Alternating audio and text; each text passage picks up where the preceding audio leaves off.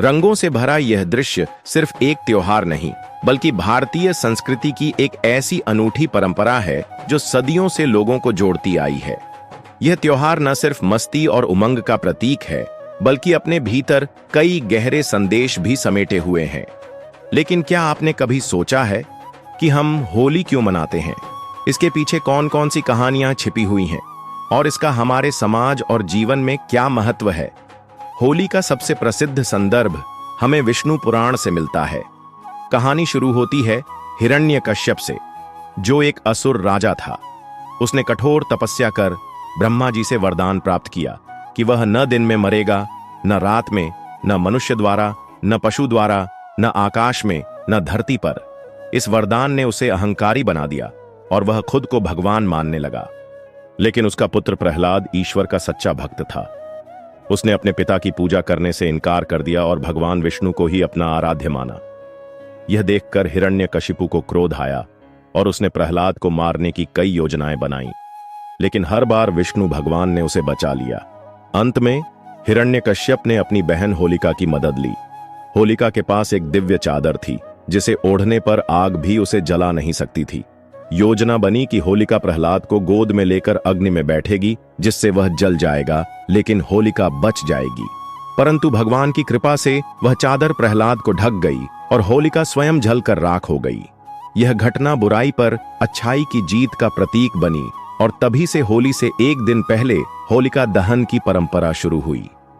होली की एक और महत्वपूर्ण कहानी भगवान श्री कृष्ण और राधा के प्रेम से जुड़ी हुई है। कहा जाता है कि कृष्ण का रंग गहरा था और उन्हें चिंता थी कि राधा और गोपियां उन्हें स्वीकार करेंगी या नहीं। उनकी मां यशोदा ने सुझाव दिया कि वे राधा को रंग लगा सकते हैं। बस वहीं से होली के रंगों का सिलसिला शुरू हुआ। आज भी वृंदावन और बरसाना में लट्ठमार होली खेली जाती है, जहां महिलाएं पुरुषों को रंग डालने के साथ साथ लाठियों से मारने का नाटक भी करती हैं। यह परंपरा प्रेम, मस्ती और उत्साह का प्रतीक है। भारत में होली के अलग अलग रूप देखने को मिलते हैं। उत्तर प्रदेश में बरसाने की लट्ठमार होली प्रसिद्ध है, तो वहीं मथुरा और वृंदावन में फूलों की होली खेली जाती है। बंगाल में इसे डोल पूर्णिमा कहा जाता है, जबकि बिहार और झारखंड में इसे फगुआ के रूप में मनाया जाता है।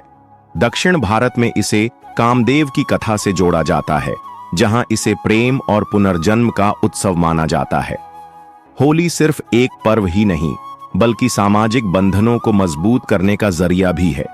इस दिन दुश्मन भी दोस्त बन जाते हैं, गिले शिकवे मिटाए जाते हैं और समाज में भाईचारे का संदेश दिया जाता है।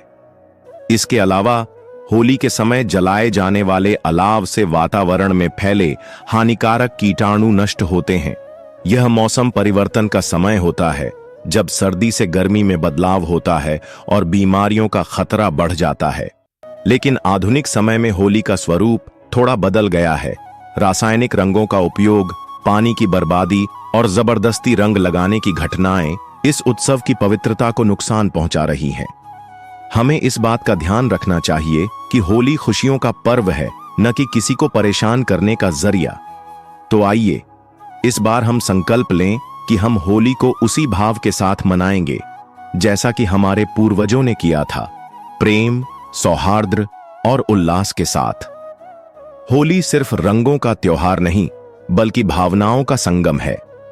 यह हमें सिखाता है कि जीवन में रंग भरते रहना चाहिए। प्रेम, सौहार्द और भाईचारे के रंग। यही है हमारी संस्कृति, यही है हमारी पहचान।